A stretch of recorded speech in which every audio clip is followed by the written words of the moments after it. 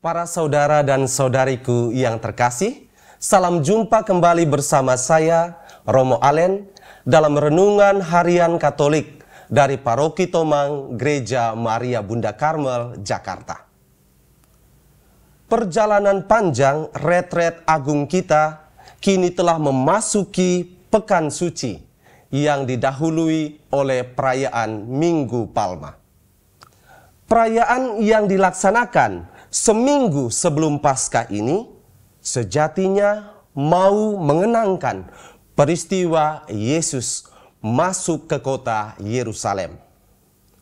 Yesus datang ke Yerusalem untuk menyempurnakan tugas perutusannya, yakni membawa damai ke tengah dunia lewat penyerahan dirinya yang total dalam sengsara dan wafatnya di kayu salib. Maka dalam tradisi liturgi gereja, Minggu Palma juga disebut sebagai Minggu Sengsara. Karena pada hari ini kita juga mengenangkan kisah sengsara Tuhan selain pada hari Jumat Agung nanti. Para saudara dan saudariku yang terkasih, gereja menyediakan dua perikop Injil untuk dimaknai pada hari ini, yakni Injil Lukas bab 19 ayat 28 sampai dengan ayat 40 yang dibacakan sebelum perarakan, dan Injil Lukas bab 23 ayat 1 sampai dengan ayat 49 yang dibacakan dalam bentuk dialog antar beberapa orang. Kedua bacaan ini memang memiliki kisah yang sangat berbeda. Tetapi sebenarnya ada suatu keterikatan makna yang ingin diungkapkan di balik kisah-kisah tersebut, yakni Yesus benar-benar tampil sebagai Raja Damai. Pertama, tampilan Yesus sebagai Raja Damai dalam Injil Lukas bab 19 ayat 28 sampai dengan ayat 40 terungkap dalam beberapa simbol. Misalnya, saat Yesus memasuki kota Yerusalem, ia menunggangi keledai. Seturut nubuat Nabi Zakaria, Mesias selaku Raja Israel yang sejati dikatakan akan datang sambil menunggangi keledai beban yang muda. Berbeda dengan kuda yang sering digunakan untuk berperang, keledai dipilih sebagai tunggangan Mesias karena keledai adalah lambang perdamaian. Maka, gambaran Yesus menunggangi keledai sebenarnya mau menandakan bahwa Yesuslah Mesias, Raja Damai yang diutus untuk membawa kemenangan atas segala penderitaan.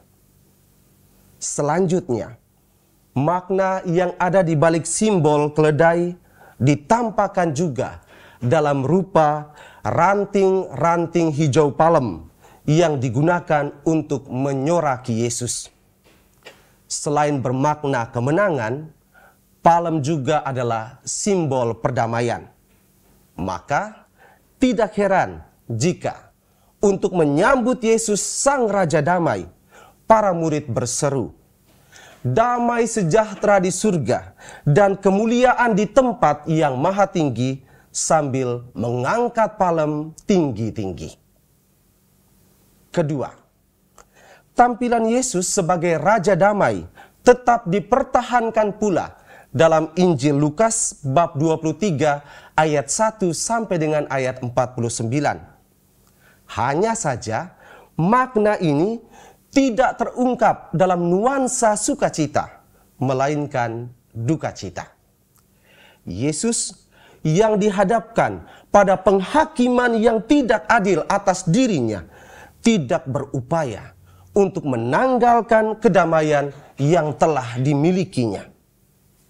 Ia tetap berlaku tenang dan sama sekali tidak menyerang balik saat dinista diolok-olok, bahkan disiksa. Ia tidak menaruh kebencian sedikit pun kepada mereka yang menghendaki kematiannya, tetapi malah dari atas salib singgasana Raja Damai yang diberikan kepadanya, Yesus memberikan pengampunan sebagai upayanya untuk tetap melestarikan kedamaian. Ya Bapa, ampunilah mereka, sebab mereka tidak tahu apa yang mereka perbuat. Untuk mempererat kembali tali perdamaian antara Allah dan manusia yang renggang karena dosa, ternyata Yesus harus banyak berkorban, termasuk bersedia menyerahkan nyawanya sendiri. Karena itu, para saudara dan saudariku yang terkasih, selama pekan suci ini, baiklah kita makin menyucikan diri kita, terutama lewat beragam upaya untuk menegakkan kembali perdamaian dalam hidup bersama. Bila mana saat ini kita masih menimbun kesal, marah, bahkan dendam kepada seseorang, baiklah kita mulai mengampuninya tanpa perlu terjebak dalam gengsi gede-gedean. Albert Einstein pernah berujar bahwa perdamaian itu tidak dijaga dengan kekuatan, tetapi pengertian. Maka, mari saling berbagi pengertian bahwa kita memang amat mudah jatuh dalam kesalahan, tetapi kita juga dipanggil untuk lebih mudah lagi mengampuni satu sama lain demi hadirnya kedamaian. Sengsara, wafat, dan kebangkitan Yesus adalah jalan damai yang disediakan oleh Allah bagi kita. Maka mari menyambut misteri yang agung ini dengan hati yang damai pula. Tuhan memberkati kita sekalian.